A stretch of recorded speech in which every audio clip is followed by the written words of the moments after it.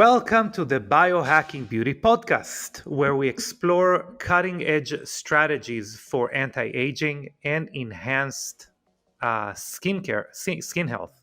Today, I'm thrilled to be here with Karen Martell, a certified hormone specialist and women's weight loss expert. Karen brings a wealth of knowledge on hormonal health and its impact on skin rejuvenation, especially during peri and post-menopause. In our conversation, expect key insights on managing hormonal imbalances and specifically for youthful skin and the role of nutrition in health and skin health. Before we dive into today's episode, I want to share a review from one of our valued listeners. That is from Jane, which she says, awesome podcast. If you love our podcast, please consider leaving a review and a rating on Apple Podcasts. Your support helps us reach more people and obviously help them with their skin health journey. And now, without further ado, please welcome Karen Martell. All right, Karen, welcome to the Biohacking Beauty podcast. I'm so happy to be here. This is great. Yes, and we have been connected through a mutual friend, which is a superhero of a person, Natalie Needham. So shout out to Natalie. She is a superhero person, She's isn't she? Yes, I love her. Yeah. Shout out to Natalie. So listen, you know something I've now gotten into the groove of asking is how did you? I mean, there are two types of people that engage in health for a living as a profession. Yeah. The majority, I feel like, are people who had some health challenges and have overcome them in a way that is, I would say, that is unique. That someone, they told them you should do A, B, and C. They did, X, Y, and Z. And it worked for them, and they're like, I got to share it with the world. And that's like the majority of people. And there are weirdos like myself who are just like super interested and somehow are drawn to it. And that's also okay. Listen, I'm one of them. But how did you get into it? Well, it definitely started with the health crisis, several of them. So and though I was already in the industry for the purpose of wanting to help others. I've always been a very empathetic person. So I got into this industry, in the health industry, when I was 20 years old, because I wanted to help people to feel better and get better. And I started with doing body work. I did a form of body work for 17 years in that practice, and then got into this, but because of my own health crisis, basically. But so I guess I'm a little both. I got you. And something's happened to me. So for me, my journey started after the birth of my first child in my early 30s. Lost all my baby weight, was feeling great. She stopped breastfeeding. And shortly after that, I suddenly started getting all of these health problems, including weight gain. And it was for no reason. I just started to pack on weight. I hadn't changed my diet, hadn't changed my exercise routine. I was, 32 years old and suddenly packing on the fat. And I was just going, what is happening to my body? I got chronic insomnia where I couldn't sleep at all. I was having digestive problems. I was having really severe chronic migraines that would last on and off for 2 weeks at a time, all around my menstrual cycle, of course. I did what every woman is told to do, which is eat less and exercise more. And that was my answer to it. Even though I was in the health industry and I was always keeping up on the education of everything, I still went down that road of, okay, well, I must need to exercise. I have to eat less. I have to find the right diet to do. Yeah. And calories in, calories out is 100%. Yeah. Yep. And so I did whatever was popular at the time. I tried the Zone diet. I did Atkins. I started juicing. I bought a juicer because it was really popular at that time. So started like trying to do the vegetable detox juicing. Wow. I signed up for a CrossFit type workout. I was working out 6 days a week, probably harder than Wow. I'd ever worked out before in my life.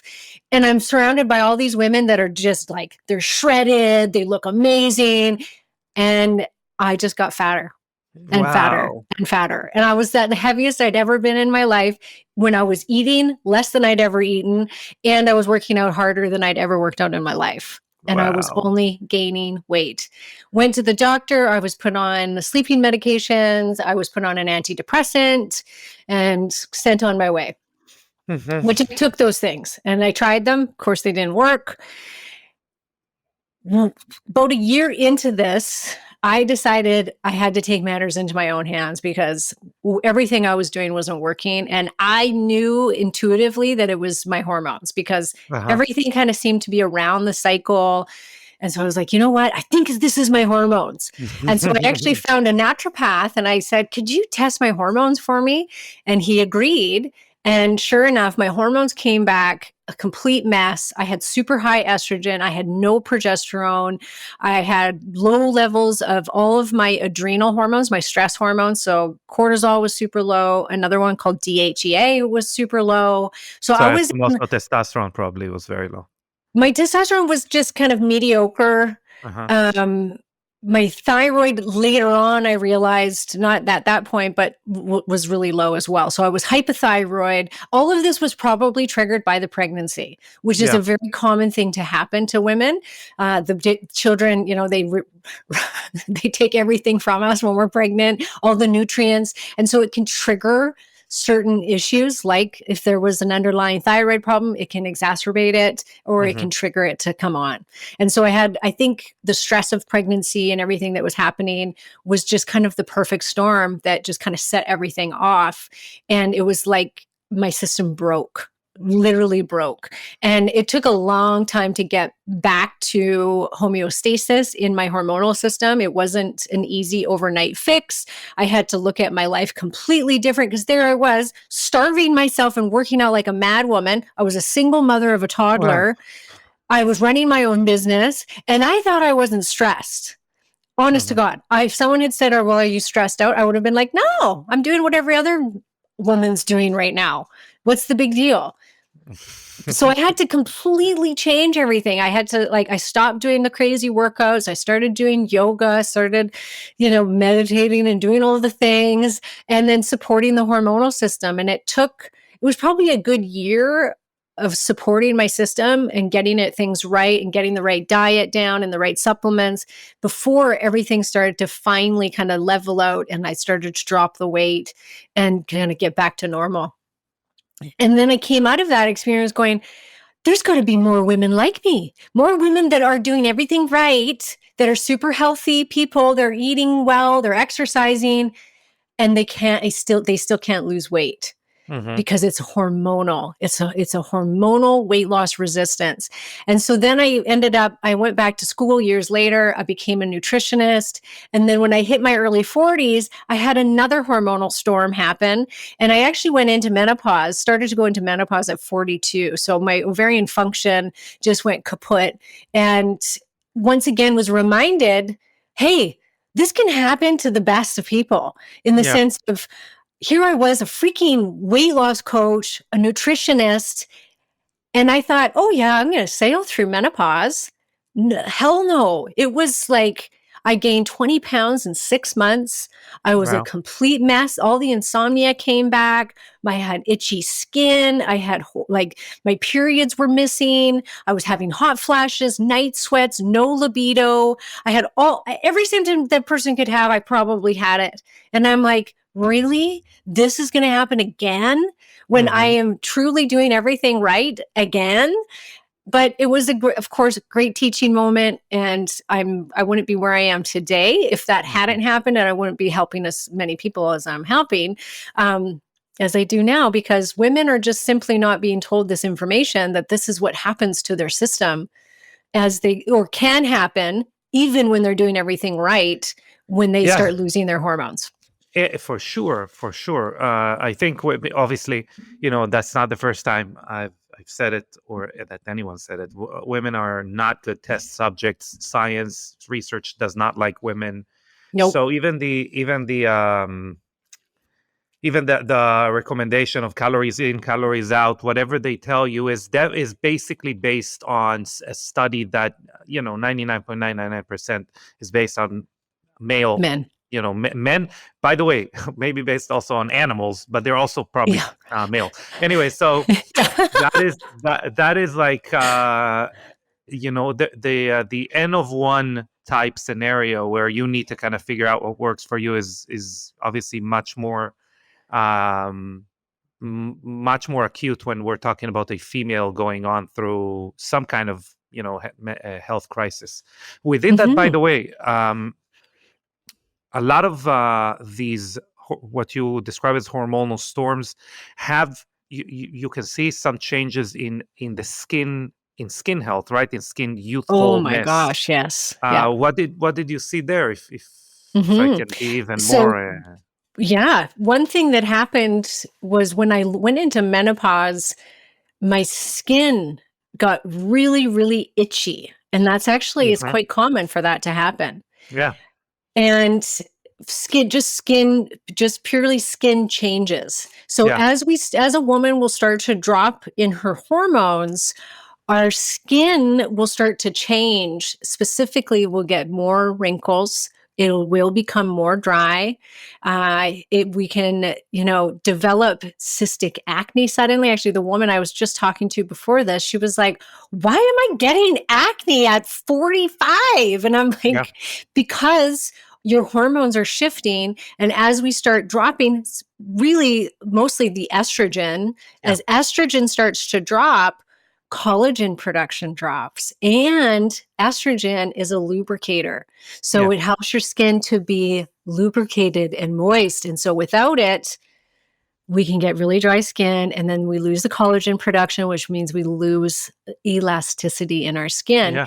And for a lot of women, when that estrogen drops, testosterone doesn't drop in a lot of women. And so Hmm. now we become what we call testosterone dominant. Like we always hear about estrogen dominance. Well, there's also testosterone dominance, where it's not necessarily too much testosterone. It's that there's no estrogen to counterbalance the effects of the androgens, which are Hmm. testosterone, on the skin. And so we can get oily skin, and we can get cystic acne from that overload of testosterone in comparison to our estrogens. And I bet cortisol doesn't, help you also there. Like, when you're, yeah, Well, so what happens is cortisol, when we in perimenopause and menopause, we do see this sensitivity that begins to happen to cortisol levels. And yeah, so it's like we suddenly can't handle stress like we used to. And this is because these other hormones, the other sex hormones, are dropping, which do a lot more for us than just make us fertile and give us a period.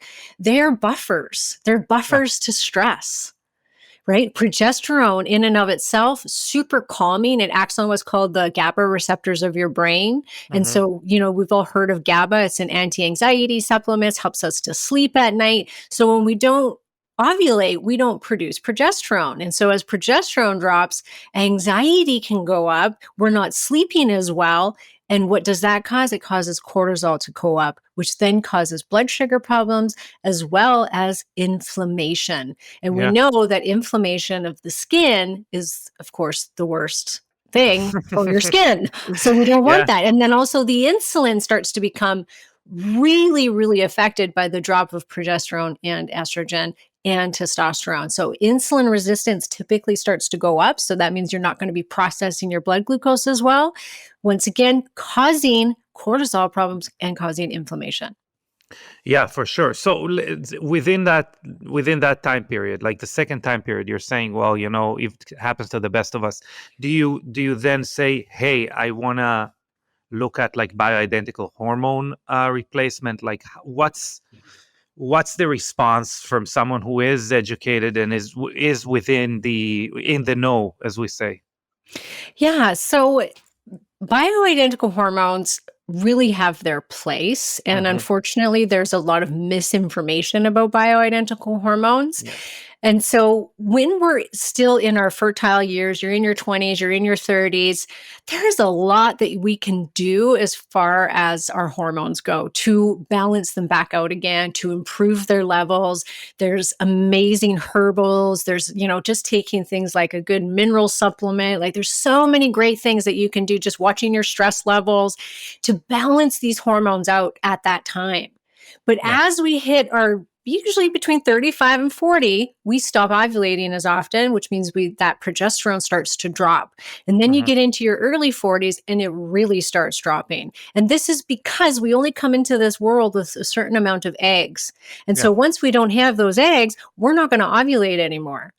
And so that progesterone isn't going to be produced anymore from ovulation. And then as you get into your mid 40s, now testosterone begins dropping. Testosterone can actually drop at any time, but we Yeah. typically see it going in mid 40s. Same with estrogen, specifically one called estradiol. Yeah. These hormones are made primarily in your ovaries. And so as your ovaries stop working, which will happen to every single woman, 100% of women will lose ovarian function and will lose the majority of those hormones. Yeah. Now, testosterone, we make about 40% in our ovaries. We do make quite a bit in other means through the adrenal system. Progesterone, we can make a little bit as well, and estrogen, a little bit out of adrenals. And then estrogen, we can make certain types of estrogen from fat tissue. So we get these little tiny amounts from these other areas. However, the primary source of those three hormones are coming from your ovaries. And so once those ovaries are done, there's no amount of supplementation. There's no amount of healthy dieting. There's no amount of exercise that is going to bring those hormones back. You Yeah. will never get them back. And so that's when hormone replacement therapy is a really, really great option. And we know from the research that majority of women can safely replace their hormones. And we know that majority of women will benefit health-wise from replacing their hormones substantially, actually, in some women. Like Yeah. the research is absolutely incredible. We know from a research study that was just done a couple years back in 2020 out of the University of Arizona that women that replaced their estradiol in menopause for 6 years or longer had a 75 to 80% reduction in developing Alzheimer's and dementia. Wow. Huge, Huge. But huge, huge. could you talk a little, once in a while? Yeah, it's becoming thankfully a bit more rare, but once in a while you'll hear someone saying, "Well, my doctor told me that there is a higher risk for cancer, or it Yeah. can cause." So can you talk a little bit about the misconceptions there and Mhm. some skewed data and research that kind of leads us to hear things like that?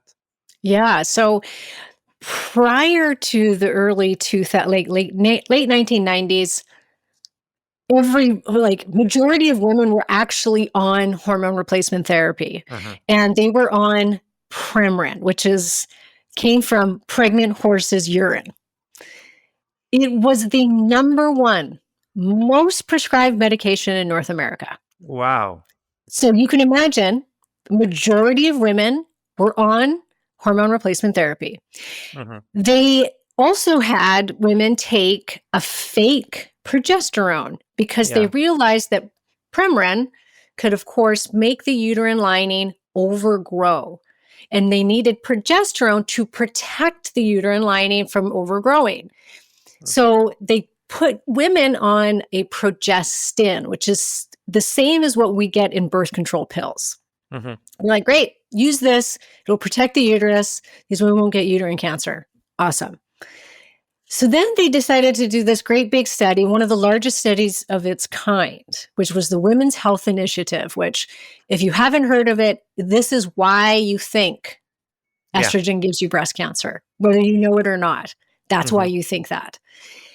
This study, they had different arms of the study, right? One arm of the study, women didn't have a uterus and they were put on Premarin only, the horse's estrogen. The other arm of the study had women on both the progestin and the Premarin. Years into the study, they saw an increase in breast cancer and uterine cancer. So they stopped the study. They put out to the world, oh my gosh, hormone replacement therapy gives women breast cancer and uterine cancer and increases their risk of heart attack and stroke. Get them off this now. And every woman pretty much jumped off her hormones. And every doctor in North America and around the world started to say no to hormone replacement therapy and telling their patients, still to this day, that it's going to give them breast cancer. Now, there's been several different researchers who have reanalyzed that study. And it has been put out there, but we obviously don't hear about it enough, that the studies of that were completely misinterpreted. Yeah, it's like one person more or something like that got cancer, right? First of all, yes, there was a very small percentage, like one in every 1,000 women had an increased risk. But it was the arm of the study that women were on the Premarin with the progestin that had the increased risk.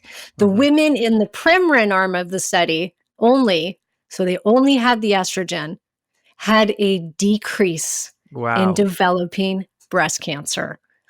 A decrease. Do you think we heard about that? So it's not interesting enough. It's not interesting enough. It's not going to kill them. So it's like, no one interested in false alarms. Yeah, exactly.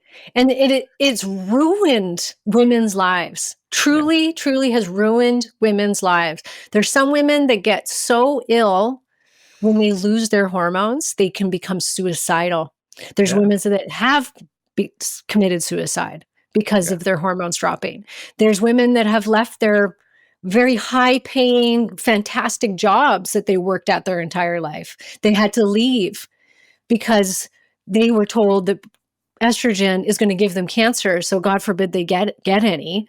And because of that, their brain starts going. They have such foggy brain because estrogen is so important for brain function. Or they're hot flashing all day, or they're severely depressed. We need estradiol to make serotonin, which is an antidepressant neurotransmitter. We need progesterone to be our anti-anxiety, to help us to sleep. It also helps with brain function. All of these things help with skin, right? Both progesterone and estrogen are very important for skin. So women will start to age rapidly when their hormones start dropping. And so this is all thanks to this stupid Women's Health Initiative study. It is. It's so stupid. It makes me so mad because I can't tell you, every single week, I've been in this business for over 10 years. Every single week, I have somebody saying to me, well, isn't estrogen going to give me cancer? Or have some fear about it. And they'll come to me and say, oh, my doctor said, like, no, I can't be on estrogen. It's going to give me cancer. The research shows women that replace their hormones, including estrogen, have a 33% reduction in all-cause mortality, a 30% reduction in all cancers. Wow. Including breast cancer. Wow. And where are we today as far as the bioidentical hormones?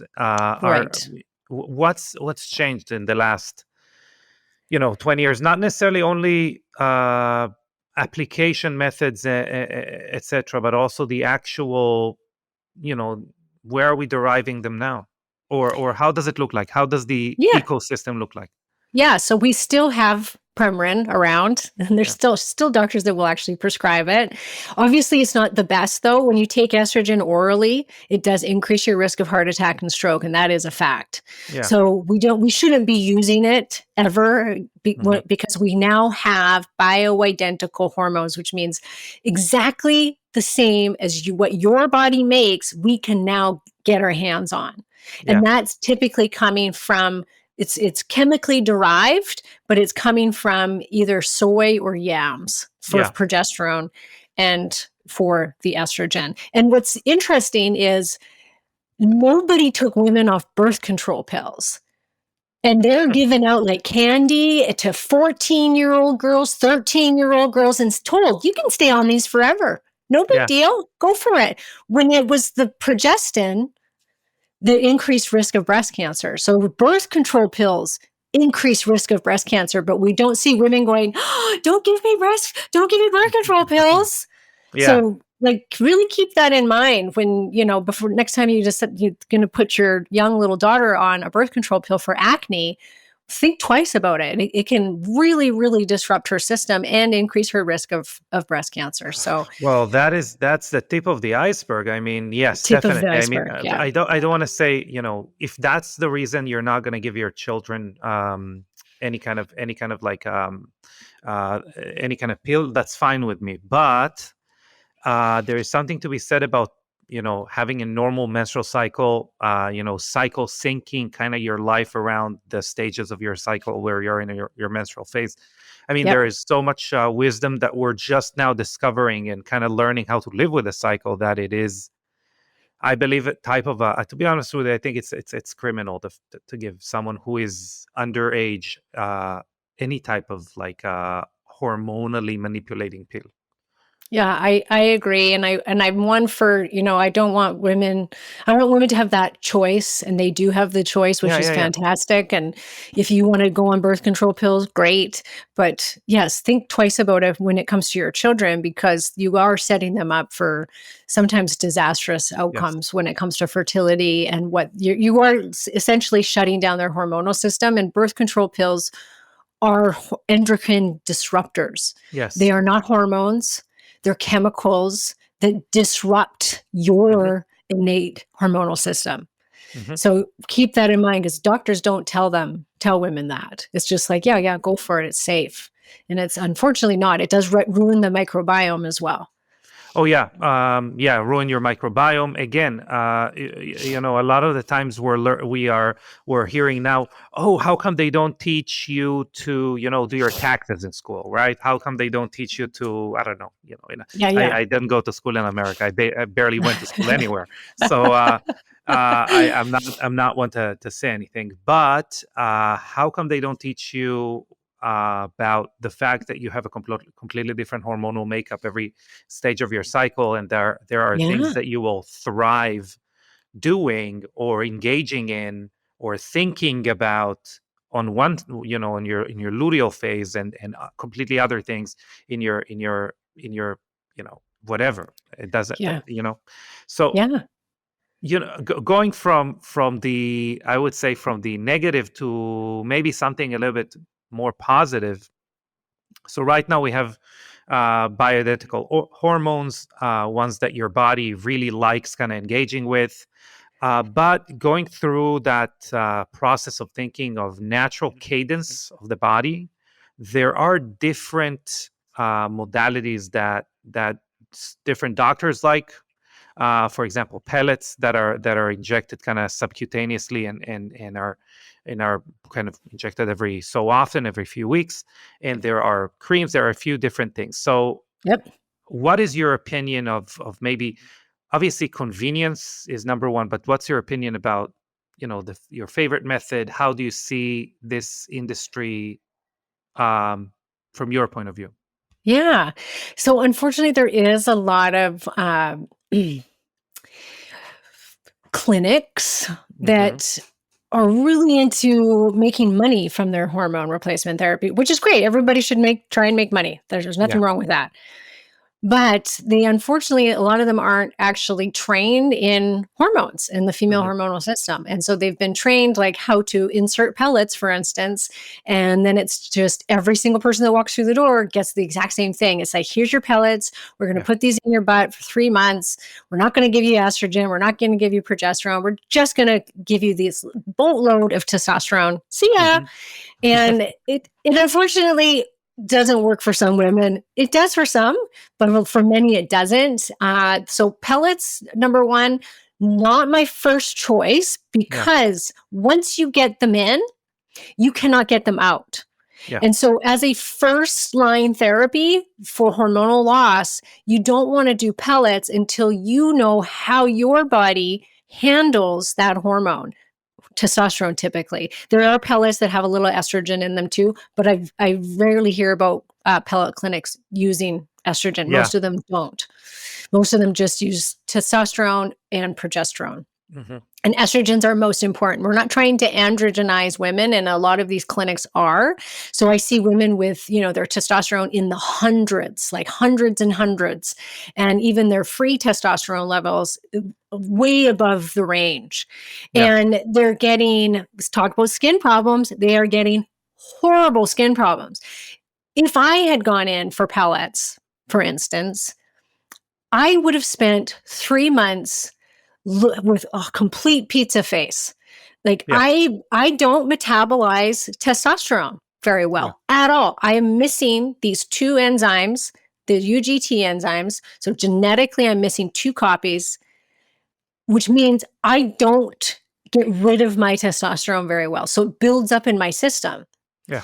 And so if I was to do something like that, I would have broken out in cystic acne all over my entire face and chest and back. Yeah. And I would have had to live like that with oily skin, oily hair loss is another one. And I would have had to just sit there with that for 3 months and wait for it to wear out of my system.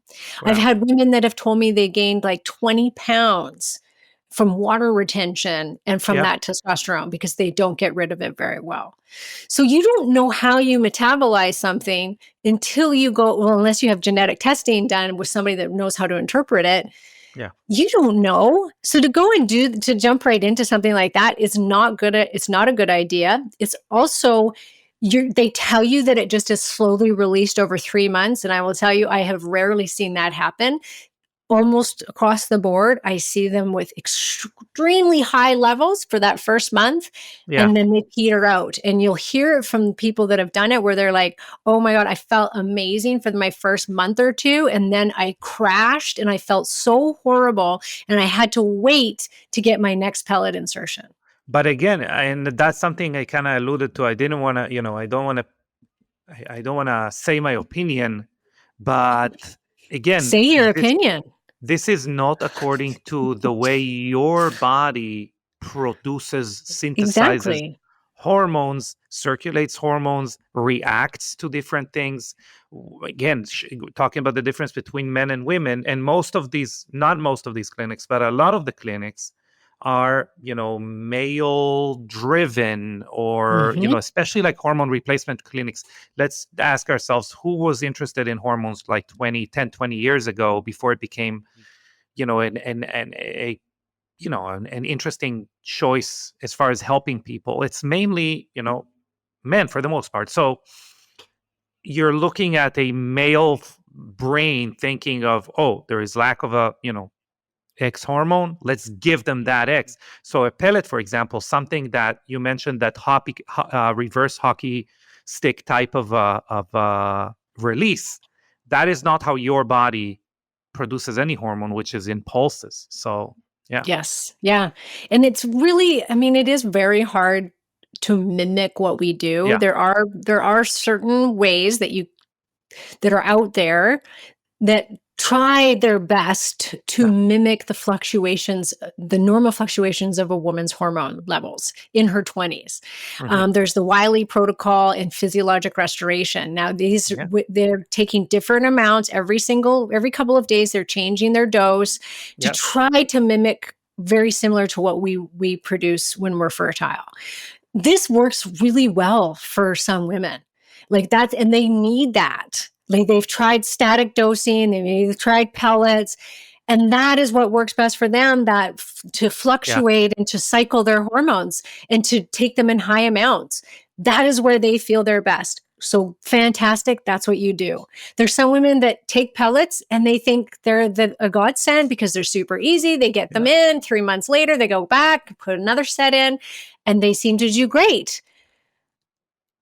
But a lot don't do great on pellets. And then there's static dosing where you take estrogen and progesterone every single day. And then there's the controversy of estrogen versus like estradiol versus something called bias, which a lot Okay. of hormone practitioners use bias, which is typically mostly estriol, Hmm. which is our weakest form of the three estrogens. There's estrone, estradiol, and estriol. Estriol is made from estrone and estradiol. It converts down to it. And then when we're pregnant, the placenta will make a lot of it. And that's when we have the most estriol, is when we're pregnant. And it's Hmm. very concentrated. The receptors are super concentrated in the vagina tissue. So it's really great for vagina lubrication.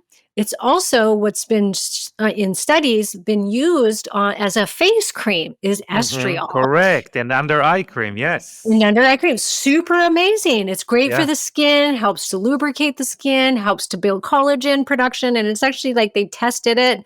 They actually saw an increase when they used estradiol and estriol on the face, an increase in collagen production in 3 months, as well as a decrease in pore size. Yeah. So fantastic in and out for skin, really Hmm. great, and for the vagina tissue. Yeah. But estriol is a pregnancy hormone. And it Yes. actually, there is suspicion, there hasn't been a lot of research done on it, that estriol is actually what suppresses the innate immune system so we don't reject the fetus. And it's one of the Hmm. reasons why women with autoimmune conditions will typically actually go into remission and feel better during pregnancy Uh-huh. because of this high amount of estriol. Now, estriol only acts on what's called the beta receptors in the body. So it's not proliferative, it doesn't make things grow. Yeah. And estradiol does not cause breast cancer, but if you have breast cancer cells, well, it's going to sit on the alpha receptor and the beta receptor. And the alpha receptor is proliferative, which means can make it grow. So if you have breast cancer cells and it's estrogen driven breast cancer, then you can make it grow. So it doesn't cause it, but it can make it multiply. And that's why you're saying you might want to, you should be testing for breast cancer before you're starting your hormonal replacement. Yeah, it's always a good idea to do. Yeah, I'm not really like big on the mammograms. That whole thing's changing too, Yes. thankfully, because we're being told way too much to get mammograms, and then we're giving ourselves breast cancer because of that. Hmm. So that's a whole nother podcast episode. Yeah. But yes, we want to make sure that obviously don't have any estrogen driven breast cancer. Yeah. But the research is showing, there's a lot of news research coming out showing that women that replace their estrogen have less breast cancer as Yeah. well as less reoccurrence. So if you actually take estrogen replacement before you get breast cancer, not that you would know you were getting it, but before you had it, you actually have less chance of it reoccurring once you've gotten rid of it. That's very interesting. Well, Mhm. yeah, I mean, that is definitely the case. But thankfully, right now, the entire field of diagnosing or testing for cancer is completely changing, and within a few years, we're going to have a completely different landscape for that, which is very exciting. Which is driven by MRIs mostly. It's pretty Yeah, cool. yeah, yeah. Uh, But with the hormones, like I think my point there was yeah. there's many ways that you can take hormones, and you really want to find a practitioner who's open-minded and willing to work with you as an individual. So Hmm. pellet people, they have to pay to do pellets. They got to pay a monthly fee. It's like a franchise. So Yeah. they're only going to ever give you pellets and only ever going to offer you pellets in most cases because they need to make their money. Yeah. Um, Rather, each one of us, and I've worked with thousands of women in hormone replacement therapy, definitely see how some things work better than others for the masses. Things like injectable testosterone seems to do best for women. Yeah. A weekly injection. It definitely, women seem to notice their testosterone better in their system, and we can get the levels to where we want them to be, and they feel good. Cream would be second to that. Never troche, never swallowing. Testosterone, Hmm. estrogen. Unless you have a history of breast cancer, I typically don't see that all that estriol is a good idea. I don't want to try and mimic pregnancy in menopausal women. Yeah. I've seen it make them gain weight. It can actually make you more prone to blood sugar problems. So I would rather use what we use our entire fertile life, which is estradiol. And we know Yeah. that it takes a certain amount of estradiol in the body in menopause to protect us from developing osteoporosis, Alzheimer's and dementia, and heart disease, which heart disease is the number one killer of women. And we know that replacing your estradiol, not estriol, protects your heart. So Yeah. there are certain things that you see working better. And there's some, I'll have some women increase their estradiol once a month just because we naturally do in our cycle. And that actually upregulates a tumor suppressing gene. Yeah. And so, once a month, triple up your estradiol just to activate that. Yeah. Great. So there's So different things. there are, and I'm kind of jumping ahead of the questions that I wanted to ask you, but I think it's interesting topic that shout out again to Natalie Needham. But what is the place that you see peptides taking within that relationship? Obviously, I wanted to ask you around peptides when we talk about managing weight, etc. But um, in the realm of helping people have a good balance of a hormonal balance and a, life quality of life. Do you see peptides, playing a part there? I do more and more so. Like they're Yeah. becoming more and more popular. We have a lot of women that use them in our practice. Hmm. The growth hormone peptides can be great Yeah. because we know that growth hormone definitely depletes as we get older. So doing things like the growth hormone can be great for sexual function, skin health, brain health, bone health. So it Sleep. can really help sleep. Oh my gosh, absolutely. Oxytocin, we see a lot of oxytocin being used in the peptide world Yeah. because that can definitely go down as we age as well, which is the love hormone. Hmm. We see bioregulator peptides working well for some people. I've seen women slow down their transition to menopause by using the ovarian bioregulators. Hmm. I've seen people preserve thyroid function by using the thyroid bioregulators. As we age, our immune system becomes compromised because of the loss of these hormones. So, doing ones that support your immune system and Yeah. inflammation can be very helpful. And then, of course, the weight loss peptides have been a complete game changer for menopausal women because we can do all of the right things. Once again, we can be replacing the hormones and doing it right, and we can feel amazing, but yet we can't get off that menopausal weight gain. It is some of the most stubborn weight to get rid of. And I have seen some women that really, truly, they are doing everything right and they cannot lose that weight.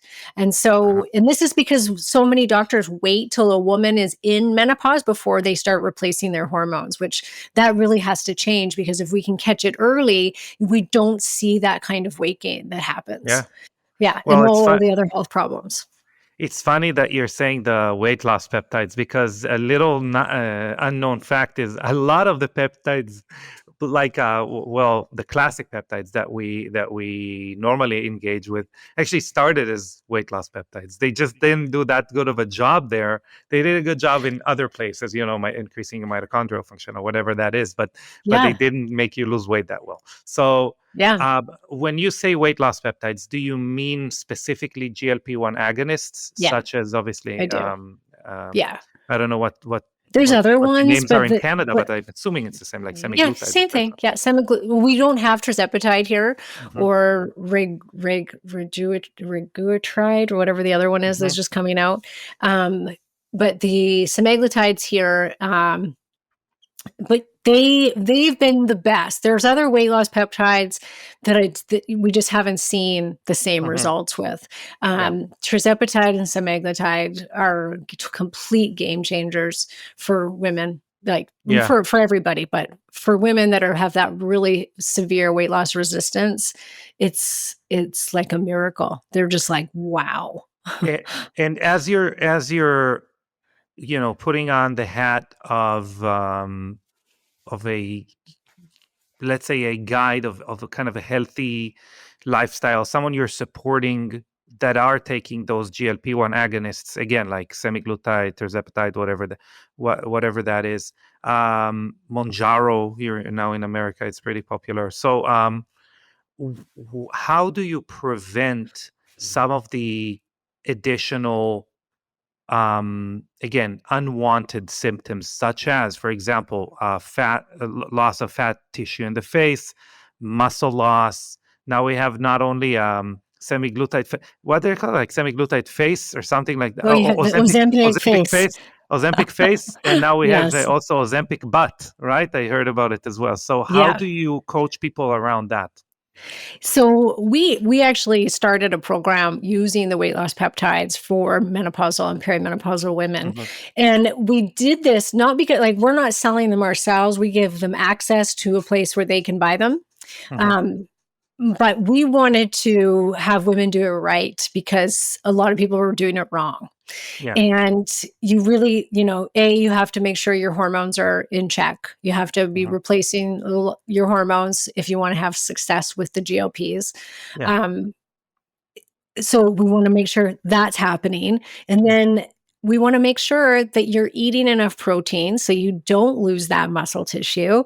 So we Hmm. typically have our women prioritize protein in their diet, and we really try and drive that home. Like we sound like broken records, me and Do you my put a other number coach. next to it? Do you tell them? Well, we try to, yeah, I mean, I think everybody knows at this point that you're supposed to be aiming for a gram of protein per pound of ideal Yeah, body weight. yeah, That's pretty hard to get when you're on the GLPs because you're just not that hungry. yeah, So we have them take things like the branched chain amino acid supplements so that they can preserve their muscle tissue.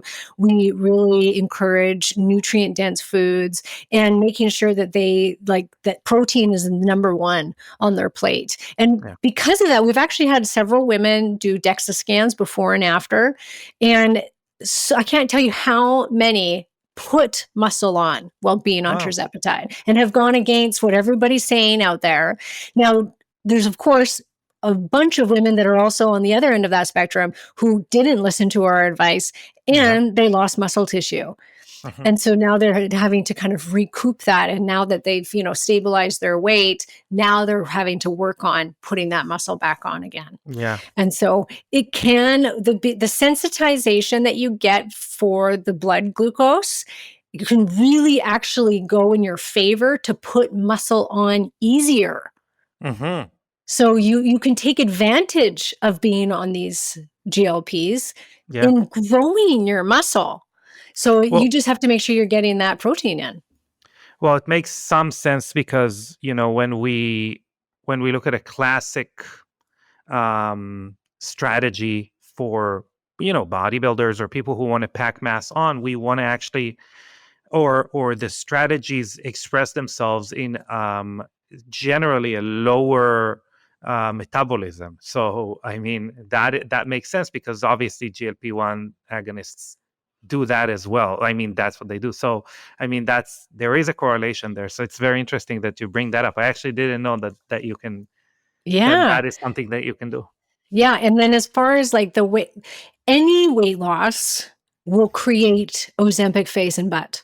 Yeah. So it's not fair to point the finger at GLPs as like, oh, these cause your face to look gaunt and you to have no bum. Any Hmm. amount of large weight loss is going to do that. Yeah. And so, you have to obviously know where to draw the line. You have to be doing lots of skincare, to make sure that you're trying to keep the elasticity going. There's lots of things that you can do. Even just making sure you're eating enough protein is going to really help with that skin Yeah. elasticity. Yeah. Definitely. Yeah. I And then think work also out. Don't stop yes. working out. Jeez Louise, Yes. like lift weights, lift heavy weights through this whole, you should always be doing it anyways, but we really push it in our group because we want women to maintain their muscle tissue and still have a butt by the time they've lost all the weight. For sure. And actually, what I say to people sometimes, obviously, everyone reaches a certain age where they lose fat tissue in subcutaneous fat in their face, which leads to A few things actually, but for the most part, we're talking about gaunt, less supportive tissue behind our skin. So the skin is looser. I actually tell them to do something again that is very bro-y, if you would, which is the jazzerciser. It's this little well, now we can get many different companies who do that, but you basically chew on this piece of rubber that is quite resistant, and you build muscle tissue in your metatarsal. So Right. yeah, so that can kind of balance out a little bit the lack of volume, and it really works. Another thing it does, it also improves the architecture in your breathing. In Oh, your I see. Yeah, yeah. yeah. Yeah. So in your palate, so there's benefits to that anyway. Yeah. And you can also have to just kind of know where to draw the line. Well, The thing with these GLPs is your body yeah. just keeps losing weight on them. Like Hmm. there is no like, oh, okay, this is good for you and your height and body structure. And okay, now we're going to stop losing weight. It just goes, you just sail right past your set point. You sail Yeah. right past where you normally would be. And so you can get skinnier and skinnier and skinnier. And we have to remember that loss of fat in your face is going to cause that very gaunt, loose skin Yes. the older you are. So And leaving a little fat on your body is yeah, actually preferred.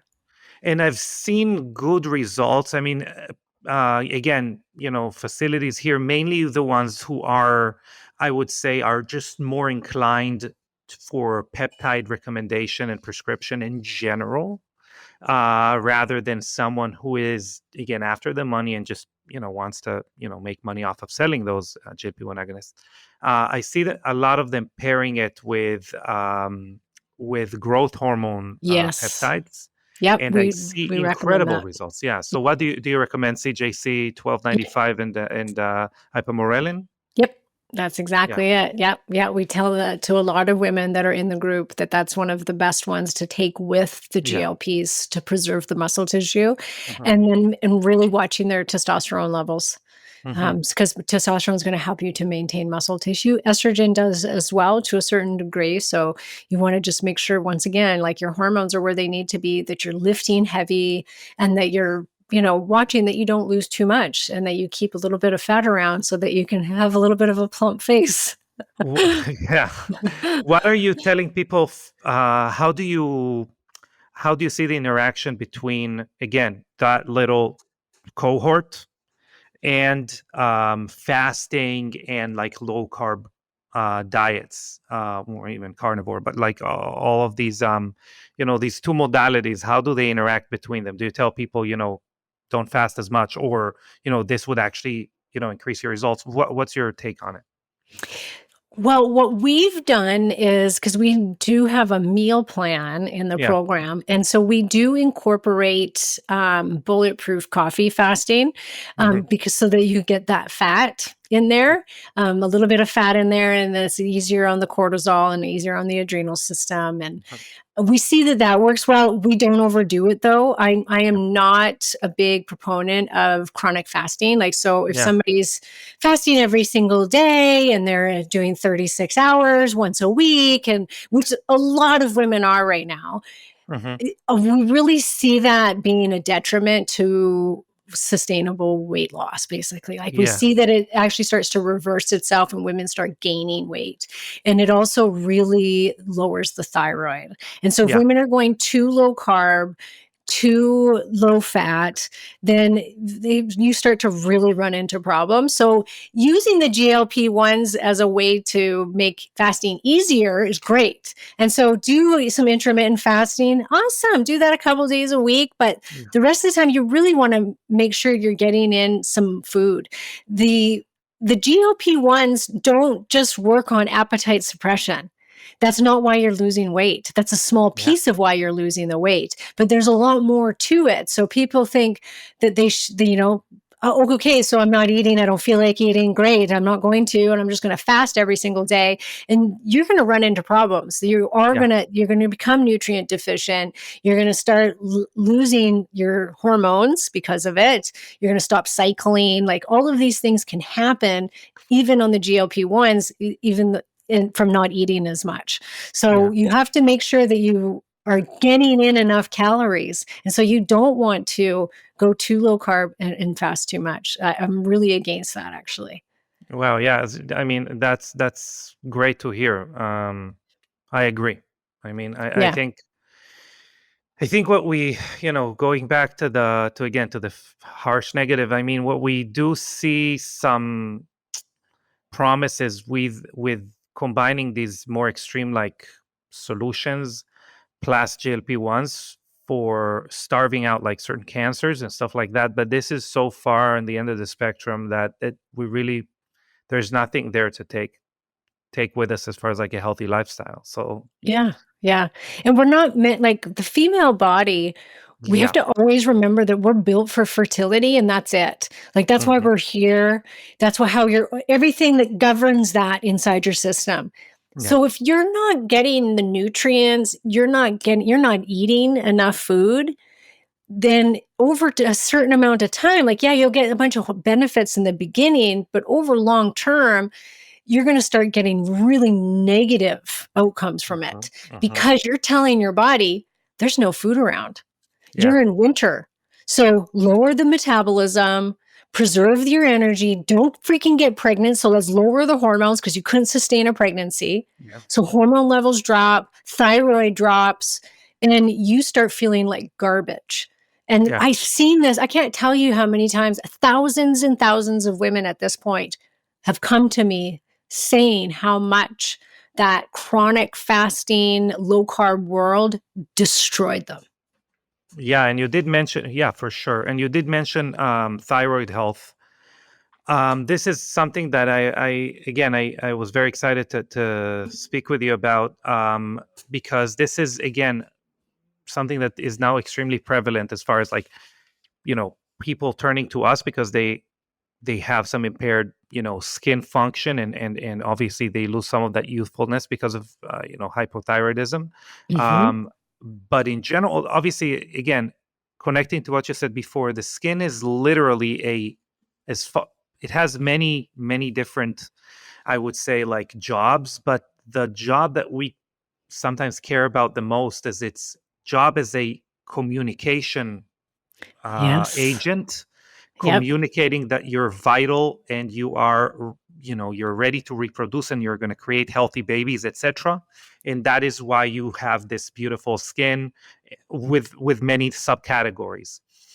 But so that's why they care about this. But again, the thyroid is a full, I mean, is an incredible organ. So how do you, what do you see in your practice as far as the thyroid being kind of the driver of aging, being a driver of disease? Yeah, I mean, all the hormones work together Yeah. synergistically. So what we typically see is women as they enter perimenopause and Mhm. menopause, their thyroid also goes down. Yeah. And it's oftentimes overlooked. And so we see mostly a conversion problem. So not that women are developing Hashimoto's, which is the autoimmune hypothyroidism, which is the most popular cause of hypothyroidism in our fertile years. But as we age, we start to have a conversion problem from T4 to the usable form of thyroid, T3, which Mhm. slows the metabolic rate down. There's Mhm. many reasons for this. A, we become insulin resistant because of the loss of estrogen and other hormones, the loss of progesterone. Progesterone is needed for thyroid function. Even testosterone can impact thyroid function. As I said, they all work together. Yeah. And so we have to watch the thyroid. What I do see happening a lot is women coming in before hormones and they have a poor T3 level. So it's low. They have symptoms of hypothyroidism. Like, they can't lose weight. They don't feel well. They're super tired. We bump up those sex hormones with hormone replacement therapy. And 3 months later, 6 months later, you see that T3 come up naturally. Wow. Yeah. And Interesting. sometimes it doesn't, but sometimes a lot of the time it does. And so why you typically will kind of go, you know what, let's get these other hormones online first. And then we look at the thyroid because the thyroid will so oftentimes come up because of that. And if it doesn't, then it's like your other hormones where it's like, okay, then let's look at replacing what it is that your body is missing, because it's just due to aging, Yeah. and what happens with aging.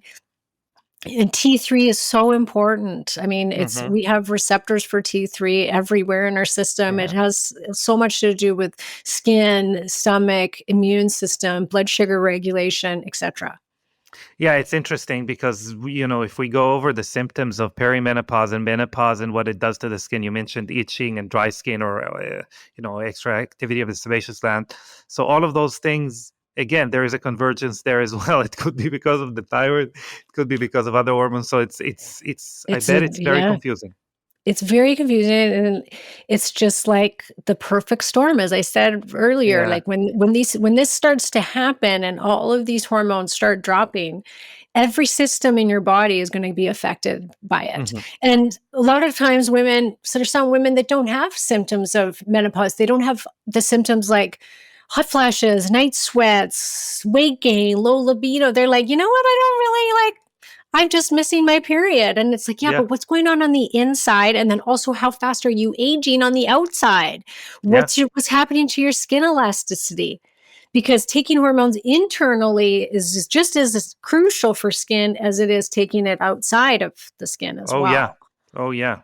So and what I really like about our conversation is I believe there is just we've gotten the light at the end of the tunnel really white and bright, and understanding that first of all there is understanding, and also there is someone such as yourself that really has gone through it, knows what's going on, and can really really really help kind of get the life back on track. The question is, how do we, for those who are listening and are not experiencing that, they're still kind of before. I know we touched on lifestyle, but how do you? What would you tell your little sister, your little niece, or whatever? Uh, how should they live their life in order to minimize the effects of perimenopause, or how do Yeah. you? Yeah, what are some of the lifestyle Yeah. choices that you would Yeah. take? Yeah, because as important as the hormones are to replace, Yeah. you still have to have those foundational pieces. It's not a Hmm. quick fix. It's not a Band-Aid. You can't, you still have to, this time more than ever, watch what you're eating. You got to watch, you got to make sure you're extra, you got to do all the things still, like, obviously. And I Yeah. always try and get that across to women, because I'm in one breath, I'm saying, you can't diet, you can't fast, you can't exercise your way of hormonal loss. Hmm. But at the same time, you have to still have all of those things in place, Yeah. because your health is very rocky at this time, Hmm. and we start to deteriorate. So we want to make sure that we're eating well and doing all the things. I find skin wise and health wise, diet wise, body metabolism, I definitely lean towards a paleo based diet. So Yeah. not super low carb. Some people need to go lower carb that have, blood sugar issues, for sure. Even some people go carnivore for a period of time to, just basically Yeah. get rid of that insulin resistance. Like, those things all have their place. They can be used therapeutically, and I'm not against them. Hmm. But what I have seen work the best for the masses is a paleo based diet where you're cycling the carbs, where you're cycling the calories. So you're not in this chronic low calorie state or an excess calorie state, that you're getting metabolic flexibility. And it's the most anti inflammatory. And I feel like it's the best for the skin. I Yeah. really do, because you still get the healthy fats in there. You're doing low inflammatory foods, which we know inflammation is the biggest driver of skin issues. Yeah. So keeping that low, I think that's why, honestly, besides me replacing my hormones, my paleo diet is what has kept me looking like I do. I mean, Yeah. I'm almost 48, and I see myself compared to other women that are 48 that haven't eaten a healthy diet and maybe eaten too much sugar and unhealthy foods. They don't look like I No. look. And No. this is not me pumping my tires. I'm just making the point across that what you're putting inside your body is massive when it Yeah. comes to the skin health. Hmm. Huge. So I think heavy lifting, we really start to lose muscle tissue as we age because of the hormonal loss.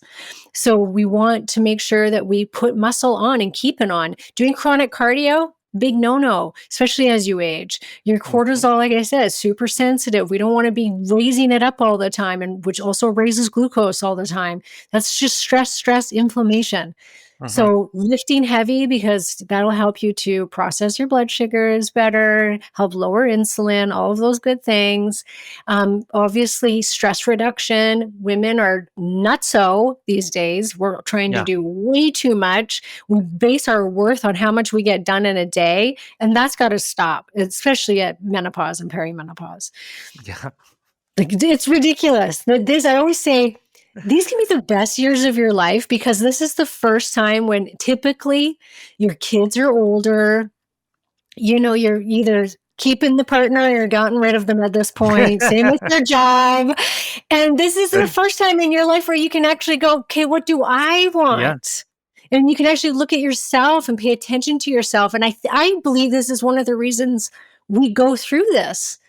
Mm-hmm. And it can be challenging, because it's forcing you to pay attention to you finally and go, okay, what do I want in my life? And that doesn't mean just like diet or anything like that. Like, what do you truly want? Who are you? And what do you need to fulfill your happiness and be who you want to be? And this is the time that this happens. We go through a massive spiritual and psychological shift. And so you can take advantage of it, or you can ignore it and keep going on and, valuing your worth on how much you can do in a day, but you're going to suffer if you do. Yeah. You're going to burn out. I You're mean, gonna burn out. Simon Sinek, which I love dearly, I think his information is super vital. He was saying how, burnout is a function of not only of how hard you work, etc., but also the support system that you have around you. And that is, although that is 100% true, you are only in a place to receive any of that support system if you are supporting yourself, if the internal dialogue is dialed in and can receive that input. It's almost like we said about receptors of T3 in the body or whatever. If you don't have any receptors, if you didn't prime yourself to receive support and love, and you are focusing inwards to kind of to take care of yourself, none of that matters, and you're just not going to listen to your body at all. You can replace all the hormones you want, but you're going to burn out. 100%. Yeah. Yeah. Yep. Exactly. Yeah. And so that's a good place to leave it, because women need to know that this isn't a death sentence. Like, we talked about a lot of negative stuff that happens to women as they lose their hormones, but as I said, you don't have to suffer. Know that first. There's always a solution to the hormonal loss. And there's so much that we can do for ourselves to make this the best time of our lives. You just have to make sure you do them. Absolutely. So, Karen, I think, look, we've spent over an hour. We're always, I always have guests that I want to talk to them for forever. But I think that's a great place to leave it, because part of the conversation is that this is a journey. Like, we can talk for a full day. I mean, there are full days of people talking about it, and then people need to live their lives, right? So how can people get more information from you? How can they kind of get support, whether directly from you or stuff you put out there? Yeah. So we run a clinic in all of North America, pretty much. We can prescribe in every state in the United States, as well as British Columbia, Alberta, and Ontario in Canada. But we can see people from anywhere in the world. We do hormone coaching for anybody, but the prescription we can only do for those specific places. We also we've got something for everybody. We've got a group membership program where we teach women how to get through perimenopause and menopause and thrive. That's really affordable. We do lots of group coaching in there. And then we also have one-on-one packages and one-on-one sessions with our nurse practitioner and hormone coaches. So we have kind of a little something for everybody's price point. We really Yeah. wanted to make sure that we were able to help the masses Mm-hmm. for those that wanted it. I have an excellent podcast. It's a top 100 iTunes podcast, over 1 million downloads, and it's called The Hormone Solution. And it's got over almost 300. By the time this probably airs, we'll probably be at 300 episodes at that point. Woohoo! Yeah, I so see. quite I a see bit. you. I see you just had my good friend Ben Azadi on. So uh, Yes, yeah. I get to see Ben next week yeah, in Florida. Yeah, he's yeah, amazing. I love him. yes, But yes, yeah, so he was just on. I'd love to have you guys on at some point sure, to talk yeah. about skin. Come on. But yeah, and then Karen Martell Hormones on social media. Fantastic. And we will have everything in the show notes. Again, we reached out because we think you are incredible, and you've just, I think, it's, proven it to everyone else who's listening. Thank you. So, Karen, thank you very, very, very much for the time that you spent with us. And again, I hope to have the pleasure to meet you in person soon. Absolutely. Thanks for having me on. All right, guys. Bye, everyone. All right. That was a fantastic interview. I really enjoyed it. Before we conclude today's episode, I would like to take a minute to answer some listener questions. Remember, if you want your question featured in one of the Q&A sections, please leave it in a review on Apple Podcasts, and we might answer it on our next episode, or obviously an episode that is specifically appropriate for it. So the first question is, how can I lighten acne scars quickly?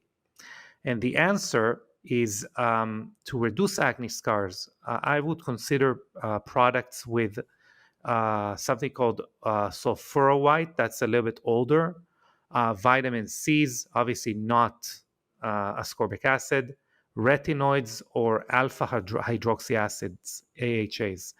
These ingredients are known to be brightening and brighteners. Um, for a natural approach, you can also use raw honey or aloe vera. Specifically, if you're looking for Young Goose products that would help with that, I highly recommend a few. Mainly, I would use the bioretinol at night and ProCare in the morning. This combination is fantastic for either acne in general or acne scars. Next question: how do I resolve breakouts without drying my skin? So really, you should choose products with minimal alcohol, like no alcohol, or salicylic acid content, because these two dry the skin, and they're in a lot of anti-breakout products.